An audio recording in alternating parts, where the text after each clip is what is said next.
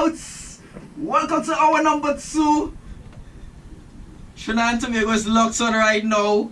We promised you guys last weekend that this Sunday is going to be a blockbuster. So many people locked on right now. Good afternoon, wherever you are. From north to south, east to west, central Tobago. My friends out there in Barbados right now. The guy and his team. So many messages, so many questions. Alright, a special good afternoon going out to Mallory Jack. What up, Mallory? Alright.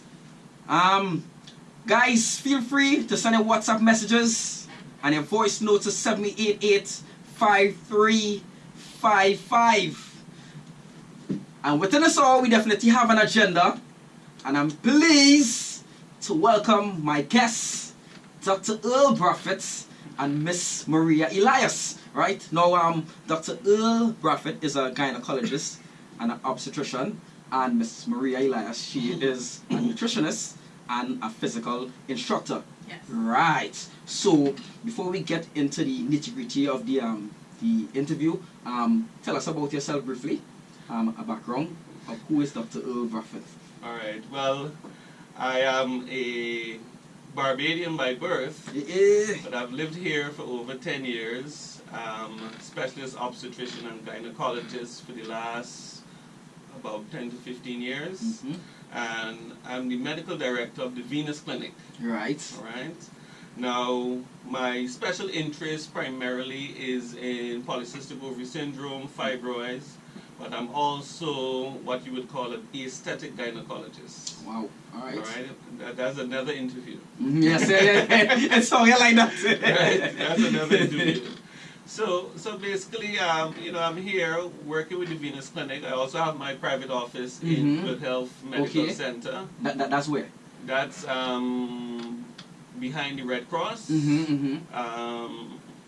Brian Lara Cancer. Oh yes. Brian Lara Cancer. It's the same building. We're on the 3rd floor. Right. So I work there with Dr. Achong Lau, Samantha Bagan.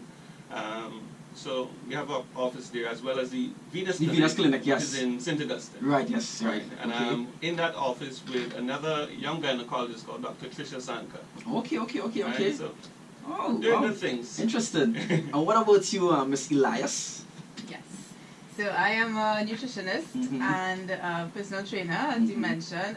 My company, Empower Nutrition, is based in St. Augustine, right around the corner from the Venus Clinic. Okay. So that's how we partner with each other to come together to do projects like the Venus Power. We offer at our studio personal training as well as one-on-one nutrition consultations. We also do group programs for women weight loss. Okay. And well, now specifically for women with PCOS, because they have their special challenges as well. And I mean both go hand in hand. Yes. Right. And well, this month is the polycystic ovarian syndrome awareness month. Yeah. Right. So I mean, it's perfect time to actually to bring this out to the public, to know the information. All right. And I mean, it's a long while they have been tricking me, to bring a program like this. So I decided to take up on the opportunity, call you and get this interview on the road. Right? Yeah, so we want to get into the substantive topic today, which is polycystic ovary. Right? A lot of people, they're not aware of what it is. So we want to get into what is polycystic ovary. And I just would like to say commend you as a male, because not a lot of males discuss these topics. But exactly. Impetus to discuss it. But it's important for men to understand it as well, because you're with your partner, partners, so taking the time to understand what it is as a man, I think is because, I mean, a lot of men bypass the issue. I mean, they wouldn't understand what their wife or their girlfriend is going through. Yeah. You know, and they might probably take as a nag, she only nagging me, but you know, I mean, these things have its complication with it. Yeah. Well, I'll shed a little light about polycystic ovary syndrome. Now, it represents a constellation of symptoms that basically have as their causative factor disorders in how the woman would ovulate, as well as possibly elevations of male hormones, too much male hormone in their blood. So most of these symptoms kind of stem from those two things, right? Now, it is a diagnosis of exclusion because there are other hormonal imbalances that can cause those two items, okay? Now, it's very important that ladies and even the doctors and medical personnel out there know how to diagnose it properly. Now, the criteria we use is called the Rotterdam criteria. All right. Right? That was developed in about 2003, where everybody in the world kind of agreed that we'll use this so that we can speak to each other about the same group of women, and so that when we do research projects, we're basically on the same page. Okay. Who came up with the Rotterdam? That's the European Society of Reproductive Endocrinology, right? I mean, big conference, big consensus. Everybody from around the world kind of came there, and it kind of made that criteria. Now, it is, well, 3 factors that they look at, and the criteria mandates that you have at least 2 out of 3, all right? Now, the first one is what we call having clinical or biochemical, with blood tests, evidence that the patient is not ovulating regularly.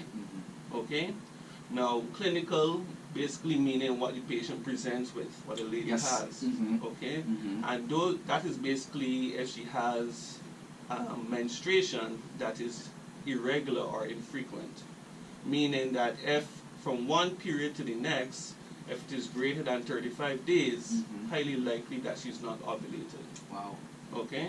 So from the start of one period to the start of the next period, if it's greater than 35 days, that means she's not ovulated. Now, some ladies they will come to you and say, well, doc, ovulating every month, I think I could. But when you check it, their period might actually be different every month.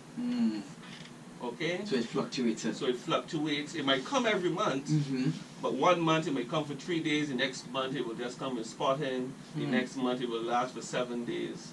Now, those patients are the ones who might need the blood tests, and the blood test is taking a level of a hormone called progesterone, okay? And taking that level in the latter part of the period, like every 5 to 7 days until they bleed again. And if they find that that level is low, it may mean that that cycle that they had did not have any egg release in that cycle. Okay. So that's the clinical and biochemical evidence that they're not ovulating. So that's one criteria. That's one criteria, okay. The next one is when they have the clinical or biochemical evidence that they have excess amount of male hormone being produced in their body. Right? Clinical, again, what they present with, and the common things are what we call hirsutism. Okay. So hirsutism is just a medical jargon to say that the woman has a male pattern of hair. Okay, male pattern of hair growth. Okay, so we see these ladies with their little beard. Yeah, I was wondering what's the cause for that. Right. Yeah, so that is too much male hormone in their system.